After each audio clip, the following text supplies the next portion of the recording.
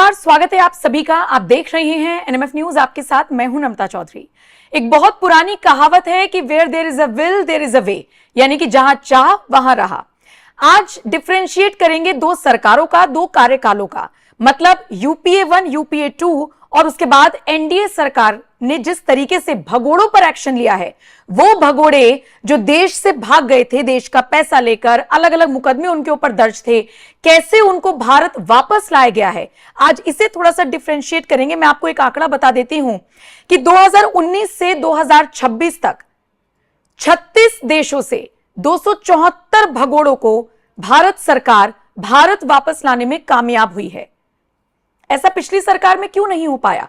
क्योंकि एक आंकड़ा अगर मैं आपको यूपीए 1 और यूपीए 2 का दूं, यानी कि 2004 से 13 के बीच का दूं, तो सिर्फ 40 भगोड़े ही वापस लाए जा सके थे, यानी कि ऑन एन एवरेज एक साल में 4 भगोड़े। ये एक एवरेज था, इसीलिए मैंने कहा कि चाहत होती तो शायद उनको वापस लाया जा सकता था। खैर, आज इसी पर चर्चा करेंगे और कैसे मोदी सरकार, चाहे ऑपरेशन त्रिशूल चलाना हो, वहां से उनकी लोकेशन को ट्रैक करना हो, इन सब पर काम कर रही है। नए नए कानून लाए जा रहे हो, अधिनियम लाए जा रहे हो, किस तरीके से पूरा प्रोसेस काम करता है, आज इसी पर चर्चा करेंगे। और चर्चा करने के लिए मेरे वरिष्ठ सहयोगी पंकज प्रसून तो मेरे साथ हैं ही साथ एक्स रॉ ऑफिसर एनके सूद सर भी इस वक्त मेरे साथ जुड़े हुए हैं। आप दोनों का बहुत बहुत स्वागत है। सूद सर, सबसे पहला सवाल आपसे कि जिस तरीके से भगोड़ों को वापस लाया जा रहा है, मतलब हम जब भगोड़ों का जिक्र करते हैं तो हमारे जहन में ये नीरव मोदी, मेहुल चौकसी, विजय माल्या, ललित मोदी, इन्हीं का नाम आता है, लेकिन 274 भगोड़ों को वापस लाया गया, इन पर कोई चर्चा नहीं कर रहा है। देखिए, एक्चुअली ये कुछ मेन एक्यूज है जो बीजेपी के रूल में बाहर गए थे और बहुत से लोग इससे पहले गए थे। और आपको बता दूं, इसका जो मेन रीजन वो है, जब हमारी पिछली गवर्नमेंट थी, यानी कि यूपीए 1 थी या यूपीए 2 थी, वहां पे जो हमारे होम मिनिस्टर थे, फॉरेन मिनिस्टर थे, उनको कोई काम ही नहीं था, आराम से बैठे थे, कोई डायरेक्शन नहीं होती थी, ना गवर्नमेंट स्ट्रांग थी। आज इसलिए लाए जा रहे हैं कि हमारी गवर्नमेंट स्ट्रांग है, पीएम मोदी स्ट्रांग है। पीएम मोदी के साथ अमित शाह एक स्ट्रांग होम मिनिस्टर है, फिर साथ में एस जयशंकर एक स्ट्रांग फॉरेन मिनिस्टर है। हमें कभी रिक्वेस्ट भेजते थे, नहीं भेज, मैं भी जब फॉरेन के अंदर रहा तो कभी रिक्वेस्ट आती थी, नहीं आती थी, अगर उस पर काम करे ना करे कोई फर्क नहीं पड़ता था, कोई पूछता नहीं था। लेकिन आज हम आंसरेबल है, हमें जवाब देना पड़ता है, तो इसलिए आज थोड़ी सी चेंजेस है। दूसरी बात यह है कि जब बीजेपी गवर्नमेंट आई थी 2014 में, तो उससे कुछ दिन पहले कुछ 10-20 के करीब लोग जो बड़े बड़े आपके पैसा कमाने वाले थे या बिजनेसमैन थे, उन्होंने जाके राहुल गांधी से मीटिंग की और राहुल गांधी से मीटिंग के साथ उनके पास ब्रीफ केसेस थे। वो उसके बाद राहुल गांधी ने उनको पी चिदम्बरम का भेज दिया, जो उस टाइम के हमारे फाइनेंस मिनिस्टर थे, बैग वहीं छोड़ दिए, खाली हाथ उनके पास चले गए। चिदम्बरम ने उनको रघु राजन के पास भेज दिया, जो उस टाइम पे हमारे रिजर्व बैंक के गवर्नर थे, और उसके बाद उनके जो एक्सटेंड बिल थे, यानी कि उनके जो लोन थे, उनको एक्सटेंड कर दिया। कुछ चुपचाप काम हो गया, किसी को पता ही नहीं था। और जब बीजेपी गवर्नमेंट आई पावर में, तो उसके पास तो बहुत से इश्यूज थे, तो कोई काम नहीं कर पाए इसके ऊपर। जब लेकिन देखा गया कि विजय माल्या चुपचाप फॉरेन भाग गए, फॉरेन भागने से पहले उस टाइम पे होम मिनिस्टर से मिले थे और उसके बाद फॉरेन भाग गए, तो कुछ इशू नहीं था, और लोगों ने कहा जी इसको तो होम मिनिस्टर ने भगवा दिया। मेन इशू ये था कि किसी भी जो आदमी बाहर भागता है उसके खिलाफ आपको कोर्ट से परमिशन लेनी पड़ती है, तभी आप उसको रोक सकते हैं। लेकिन जितने भी लोग का नाम लिया, चाहे विजय माल्या का लिया या चौकसी का लिया या नीरव मोदी का लिया, देखिए इनमें से चौकसी की बात करें तो चौकसी तो करीबन कंट्री के अंदर चले गए थे, और वहां पे जब उसको ट्रैक किया गया तो फिर एक शिफ्ट हो गए, उनका फॉरेन का कोई किसी और कंट्री का शायद उन्होंने पासपोर्ट या वीजा ले रखा था। लेकिन उसके बाद हमारी गवर्नमेंट ने क्या किया, एक सीबीआई की टीम को भेजा, और वो भी एक पूरे प्लेन के साथ, यानी कि एक स्पेशल प्लेन से उनको भेजा, और लेकिन वो प्रेशर डालने के लिए, लेकिन वो उसको कर नहीं पाए। देखिए, दूसरी बात बता दूं आपको, आप लंदन की बात कीजिएगा तो ब्रिटेन से आज तक एक आदमी वापस आया, वो भी गुजराती, जिसने खुद कहा था मैं वापस जाना चाहता हूं। अदरवाइज आप उससे ले ही नहीं सकते, क्योंकि लंदन या ब्रिटेन उन लोगों को यहाँ पे अपनी कंट्री के अंदर रोकता है जिनके पास पैसे हो, मनी वाले लोग हो, उनके बैंक अकाउंट भर जाते हैं, तो उसके पास पैसा आ जाता है। फिर वहां पे आप जितना भी कोशिश करते रहो, कभी हाई कोर्ट, कभी लोअर कोर्ट, कभी सुप्रीम कोर्ट वहां पे इंटरवीन करता है, तो आदमी वापस नहीं आ सकते। लेकिन गवर्नमेंट ने साथ में एक और काम किया कि जैसे आपने कहा कि जितने भी इनके पैसे थे, यानी कि चाहे चौकसी के, चाहे आपके माल्या के, चाहे नीरव मोदी के, सबके पैसे गवर्नमेंट ने रिकवर कर लिए। और आज माल्या रिक्वेस्ट कर रहे हैं कि मुझे वापस बुला लो, केस विड्रॉ कर लो, लेकिन केस विड्रॉ नहीं हो सकेंगे, क्योंकि इसके ऊपर आपको कोर्ट की परमिशन लेनी पड़ती है। तो ये आज वहां पे भुगत रहे, सब कुछ इनका, जो इंडिया के अंदर इनके जो भी इनका पैसा था, प्रॉपर्टी थी, उस पर भी कब्जा कर लिया है। पैसे रिकवर कर लिए, लेकिन हाँ ये अभी तक बाहर बैठे, उम्मीद करते हैं कि बहुत जल्दी इनको वापस ला दिया जाएगा। तो फर्क ये है इनमें। ठीक है, पंकज जी आपका रुख करूंगी। सवाल मेरा यही रहेगा कि हम जब भी भगोड़ों का जिक्र करते हैं तो अक्सर एक बात बड़े गर्व से मोदी विरोधी कह देते हैं कि इनके राज में तो ये नीरव मोदी भाग गया, तो मेहुल चौकसी भाग गया। इस पर कोई बात नहीं करता कि उनको लोन दिया कब गया था, कौन सी सरकार में लोन दिया गया था, या जब वो भागे तो उससे पहले का पूरा प्रोसेस कौन सी सरकार में किया गया था। अच्छा, भगोड़ों के नाम पर हमें सिर्फ यही पता है, 4-5 नाम, ये जो जैसे कि सर ने भी बताया मेन एक्यूज्ड हैं, फेमस हैं, इनकी बात ज्यादा होती है तो ललित मोदी की फोटोज वायरल हो जाती हैं, पर इतनी चर्चा होती है। लेकिन पर्दे के पीछे नरेंद्र मोदी, अमित शाह, पता नहीं कौन कौन सी कहानियां बुन रहे हैं, कौन कौन से कानून आ गए हैं, पीएमएलए को और ज्यादा सख्ती से उसका पालन कराया जा रहा है, कई सारे ऑपरेशंस चलाए जा रहे हैं, इनकी संपत्ति को जब्त करने का फैसला ले लिया गया है। इन सब पर कोई बात नहीं करता है। सूद सर की बात को मैं आगे बढ़ाता हूं नम्रता। इन्होंने कहा कि भागते नहीं थे, भगाया जाता था। और 3-4 नामों के अलावा मैं कुछ और नाम जोड़ता हूं। एक था भोपाल गैस कांड का मुख्य अभियुक्त वारेन एंडरसन। जब भोपाल में जहरीली गैस का रिसाव हुआ तो 3000 के करीब लोग मारे गए। और हुआ यह कि उस वक्त वहां के मुख्यमंत्री थे अर्जुन सिंह। अर्जुन सिंह ने अपने प्लेन में बाकायदा वारेन एंडरसन को दिल्ली लेके आए वो, और दिल्ली से लाकर उनको बाहर भगाया गया। और ये सबके सामने है। इसी तरह एक क्वात्रोची हुआ करता था, बोफोर्स घोटाले वाला, सूद सर जानते होंगे। उसके किसके साथ क्या रिश्ते थे इस पे मैं नहीं जाऊं, लेकिन क्वात्रोची को भगाया गया। और ये आपने बिल्कुल सही कहा, ये जो नीरव मोदी और विजय माल्या और नीरव मोदी बहुत कंफर्टेबल थे यूपीए सरकार में, और वो भारत में ही सारी गड़बड़ी कर रहे थे बैठे बैठे। वो तो मोदी आ गए इसलिए उनको भागना पड़ा। आगे किसके राज में गड़बड़, किसके राज में की, इस देश में वो बात नहीं हो रही है।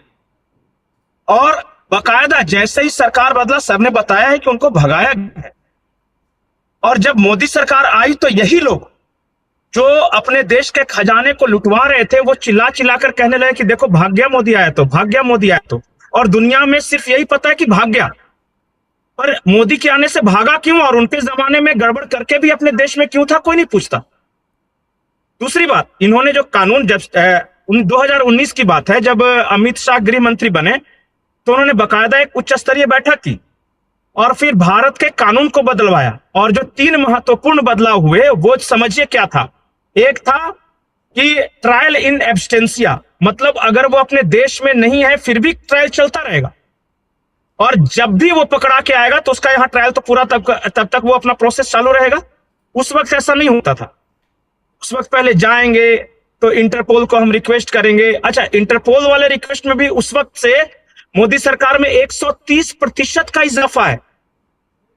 उस समय सिर्फ पता है, जब 2014 में मोदी सरकार आई तो सिर्फ 37 लोगों के खिलाफ इंटरपोल नोटिस था, लुकआउट नोटिस जो होता है, सिर्फ 37 लोगों के खिलाफ।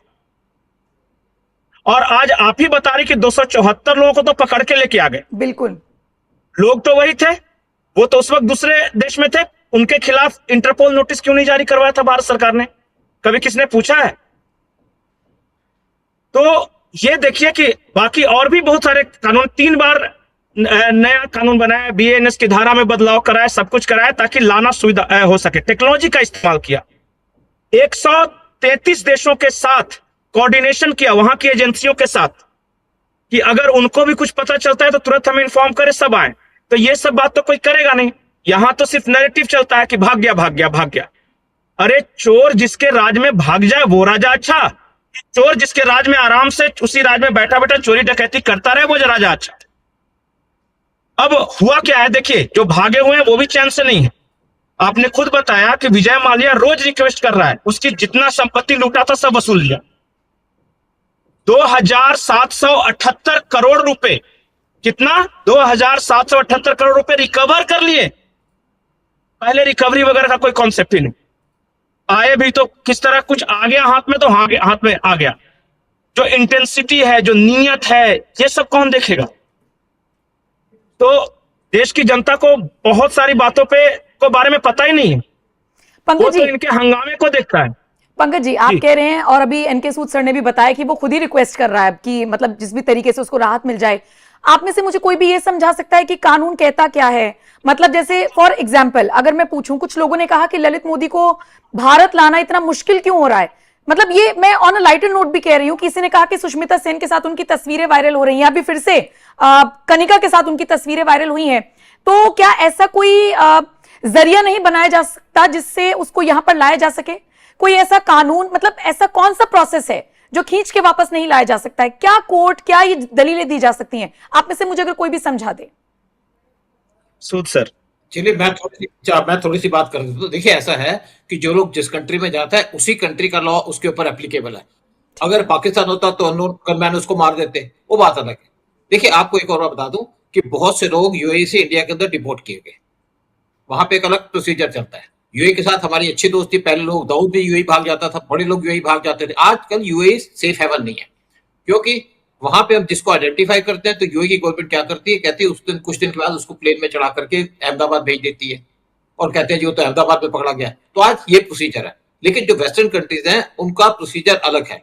वहां पे उनका हाई कोर्ट है, सुप्रीम कोर्ट है, वहां पे हमारा उस टाइप का कंट्रोल नहीं चलता। और छोटी छोटी कंट्री पे तुम कर सकते हैं। इवन मैं आपको एक बात बता दूं, जो लोग नेपाल में कई बार आइडेंटिफाई होते हैं उनका पता ही नहीं चलता कब इंडिया के अंदर आ गए, कौन उनको इंडिया के अंदर लेके आ गया। बॉर्डर से नहीं आते, किसी और रास्ते से आ जाते हैं, तो वहां पे अलग बात है, वो मैं डिस्क्लोज नहीं करना चाहता। लेकिन यूरोपियन कंट्री के अंदर हमें एक प्रोसीजर से चलना पड़ता है, उनके कोर्ट से ऑर्डर होगा। जैसे नीरव मोदी ने लोअर कोर्ट में अपील की, लोअर कोर्ट में रिजेक्ट होगी तो हाई कोर्ट में की, हाई कोर्ट में गया तो सुप्रीम कोर्ट में करती, लेकिन सुप्रीम कोर्ट केस को लेकर बैठा है, हम कुछ कर नहीं सकते। वहां पे हमारा रूल तो चलता नहीं, हमारा रूल चलता है इंडिया के अंदर, और वहां पे हम अपना रूल चला रहे हैं। अगर इंडिया के अंदर आएगा तो उस जेल पे रखा जाएगा। एक बार बात हुई थी कि दाऊद इब्राहिम इंडिया के अंदर आना चाहता था, उसने कहा मुंबई के अंदर जो एक फलानी जेल है उसके अंदर रखा जाए, लेकिन उस टाइम पे जो हमारे महाराष्ट्र की गवर्नमेंट थी या दिल्ली की गवर्नमेंट ने, उन्होंने कहा हम उसको वहां नहीं रखेंगे, हम उसकी कंडीशन क्यों मान ले। क्योंकि अगर आता तो जिन लोगों ने उसको भेजा था, जिन लोगों ने यहाँ पे 9/11 जो यहाँ पे मार्च 1993 का या ब्लास्ट कराया था, उनके नाम आ जाते, वो सारे के सारे कांग्रेसी थे। तो रीजन ये है। लेकिन आज आपको बता दूं कि हम बैठे होते हैं फॉरन के अंदर, तो जब इसकी बात हुई थी बफोर गन्स की, तो उसके बारे में हमारे पास इंफॉर्मेशन आई। हमने एक आदमी को बात की जिसने हमको सारी इंफॉर्मेशन दी, तो हमने उस टाइम पे सीबीआई की टीम को बुलाया, और सीबीआई, क्योंकि हम इंक्वायरी नहीं करते, इन्वेस्टिगेशन नहीं करते, हम करते हैं सिर्फ इंटेलिजेंस सरकार, उसको देख करके जो भी एजेंसीज होती है उनको हैंडओवर करते हैं। तो सीबीआई की टीम ने उससे बातचीत की और उससे पूरी की पूरी डिटेल उठाई कि कहां कहां पैसे खाए, किस किस ने पैसे खाए, सबके नाम दे दिए। इवन जो हमारे उस टाइम पे प्राइम मिनिस्टर थे उसका नाम भी आ गया। लेकिन उसके बाद जब अगली गवर्नमेंट आई तो उसको बचा दिया। चाहे आपके मुलायम सिंह की ज्यादा बात कीजिएगा, फिर एक और बात कहूं कि यहाँ पे जब अडवाणी साहब होम मिनिस्टर, तब भी उन्हें बचा दिया, क्योंकि उनको था कि अगर कभी उनको मौका मिलता है पीएम बनने का तो सोनिया गांधी उनको सपोर्ट करेगी, उनको प्राइम मिनिस्टर बना देगी। तो हमारे पॉलिटिशियन का भी एटीट्यूड इस टाइप का है।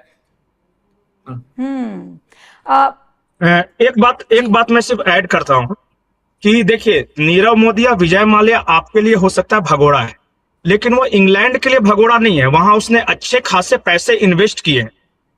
तो उस देश के कानून के अनुसार तो उसने कुछ गलत नहीं किया है, और वो उल्टा वहां पैसे लगा रखे हैं उस मार्केट में, तो उस देश की सरकार उसको क्यों पकड़े? एक कारण यह। और भगाने का जहां तक बात है, मुझे एक और याद आ रहा है इंसिडेंट। जब हम लोग थे तो एक पुरुलिया में हथियार कांड हुआ था, सर को पता होगा। क्या हुआ था कि एयरफोर्स के प्लेन से बड़े पैमाने पर बंगाल के पुरुलिया में AK-47 उस जमाने में, और बहुत मोर्टार, रॉकेट सेल्स वगैरह भी थे सर उसमें, और वो खेतों में गिरा दिया, और खेत में गिरा के चला गया। सोचिए, उतने बड़े पैमाने पर हथियार गिरे, और व्यक्ति ने गिराया था, वो व्यक्ति पहचान में आ गया, पकड़ा भी गया, लेकिन फिर उसे छोड़ दिया गया। और क्यों छोड़ दिया गया, सर ज्यादा बेहतर जानते हैं क्या पॉलिटिकल कारण थे उस वक्त। देखिए मैं आपको एक बता दूं, आपने पुरुलिया की बात की, मैंने पुरुलिया केस की फाइल देखी है, लंदन में देखी है। बिल्कुल, क्योंकि इसकी इंफॉर्मेशन आपको दी थी उनके MI6 ने कि आपके यहाँ से एक प्लेन जाएगा, आर्म स्टॉप करेगा, और वो एक्चुअली प्लेन जो उनका पर्पस था वो था उनकी कम्युनिस्ट की गवर्नमेंट के खिलाफ। वहां कुछ एक ग्रुप था जो उनके खिलाफ लड़ रहा था, उसको देने का। प्लेन तो यहाँ से चला गया, किसी ने आइडेंटिफाई नहीं किया। जब प्लेन वापस आया तो उन्होंने पकड़ लिया, और देखिए वो प्लेन को पकड़ के उसके पायलट को अंदर कर दिया। लेकिन आपको एक और बात, बड़ी सीक्रेट बात बता दूं कि उसका जो पायलट था वो भाग गया था जेल से, यानी कि उसको भगाया गया था। भगाया कुछ एजेंसीज के लोगों ने था, उसको भगाया तो फिर उसको पकड़ लिया। फिर उस टाइम पे जो उसके बाद वहां के जो प्राइम मिनिस्टर थे टोनी ब्लेयर, वो इंडिया के अंदर आए तो पीएम से बात की कि भाई हमारा आदमी है, इसको छुड़वा दीजिएगा। तो लेकिन हमारे यहाँ का रूल ऐसा था कि हमको छुड़वा नहीं पाए। और यूके का प्रेसिडेंट इसलिए आया था कि उन्हीं ने हमको इन्फॉर्मेशन दी थी और उसी पे काम किया गया था, क्योंकि उस टाइम पे हमारी गवर्नमेंट जो आपकी वेस्ट बंगाल के अंदर गवर्नमेंट है उसको गिराना चाहती थी। इवन आप देखिए अमेरिका भी चाहता था कि वेस्ट बंगाल के अंदर कम्युनिस्ट गवर्नमेंट गिरे, तो ये रीजन था। ठीक है, एक आखिरी सवाल, पंकज जी कुछ कहना चाह रहे हैं? मैं ये कहना चाह रहा हूँ कि आज अगर जो वैंडेक वगैरह पकड़ा गया है ना, वो यूक्रेन का नागरिक और ये सब, ये तो अच्छा हो कि मोदी सरकार है, सर्जियो गोर रिक्वेस्ट कर रहे हैं, मार्क रूबियो आए थे, इस बारे में बातचीत की थी। जब ट्रम्प से मोदी की मुलाकात हुई तो direct Sergio Gor direct flight लेके आए, अमित शाह से मुलाकात की, लेकिन कुछ हुआ नहीं। इसलिए वो चाहते हैं कि थोड़ा सा ये सरकार बदल जाए ताकि वो पहले वाला जमाना आ जाए। मैं आपको एक और बात बता दूं, यहाँ पे जब आपने बात की है कि एक मिशेल नाम का आदमी यूके आपके साउथ यूएई में था, वो एक्चुअली इन्वॉल्व था जो आपका जो यहाँ पे जो कुछ डेलीगेट जो कुछ आपकी डील्स हुई थी, जैसे वीआईपी हेलीकॉप्टर की डील हुई थी कांग्रेस के टाइम में, उसके अंदर उसका रोल था और वो यूएई के अंदर आ गया, इंडिया के अंदर वांटेड था। तो कुछ दिन के बाद देखा कि वो तो दिल्ली के एयरपोर्ट पे उतर गया। तो यूएई से इस तरीके से काम होता है। बिल्कुल बिल्कुल बिल्कुल। तो पंकज जी, ये जो लोग कहते हैं कि नीरव मोदी भाग गया तो मोदी सरकार ने भगा दिया, कुछ लोग तो मोदी मोदी सरनेम लेकर ढोल पीटना शुरू कर देते हैं। मैं शुरुआत में आंकड़ा बता रही थी कि जिन्होंने अपने कार्यकाल में उतने भगोड़ों को वापस वो नहीं ला पाए, वो आज किस मुंह से सवाल उठाते हैं। और मैं और पंकज जी तो सूद सर हमेशा इस बात पर डिस्कशन करते हैं कि नरेंद्र मोदी की सरकार कहीं भी जीत जाएगी, लेकिन नैरेटिव बनाने में बेचारी फेल हो जाती है, टेबल पर आकर उनकी फाइलें बंद हो जाती हैं। ये जो नैरेटिव फैलाया जा रहा है कि इनके राज में भगोड़े, ये तो इतिहास के लोगों को पढ़ना होगा ना। एक आपको बता दूं, सच्चाई बड़ी स्लो चलती है लेकिन झूठ बहुत जल्दी फैलता है। आप एक झूठ बोलिए, आपको 1000 लोग मिल जाएंगे। अब कॉकरोच वालों ने वहां पे जब शुरू किया था प्रोग्राम, तो वहां पे बिलियंस ऑफ सपोर्टर मिल गए इनको, क्योंकि इनके पीछे, हमारी गवर्नमेंट के पीछे बहुत से लोग पड़े हैं। एक तरफ चाइना पड़ा, एक तरफ यूएस पड़ा, एक तरफ आपका पाकिस्तान पड़ा और इंटरनल से बहुत लोग पड़े हैं, क्योंकि इनको कोई एजेंडा नहीं है इनके पास। ये देश को बर्बाद करना चाहते हैं, उनके साथ मिलकर इसको प्रमोट करते हैं। और आज की डेट में आप स्कैंडल लाएंगे तो बहुत जल्दी फैलेगा, अच्छी खबर लाएंगे तो उसको लोगों को सुनाई नहीं जाएगी, लोगों को पता नहीं चलेगा। कुछ लोग कहेंगे जी बड़ा अच्छा काम कर दिया मोदी ने, लेकिन अगर छोटी सी गलती हो जाएगी तो उस पर कहेंगे अरे मोदी ने तो बर्बाद कर दिया देश को। वो चीज ज्यादा फैलती है।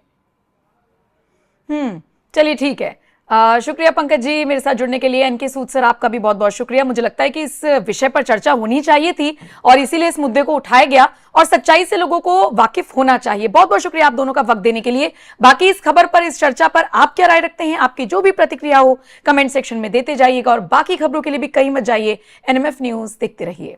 नमस्कार।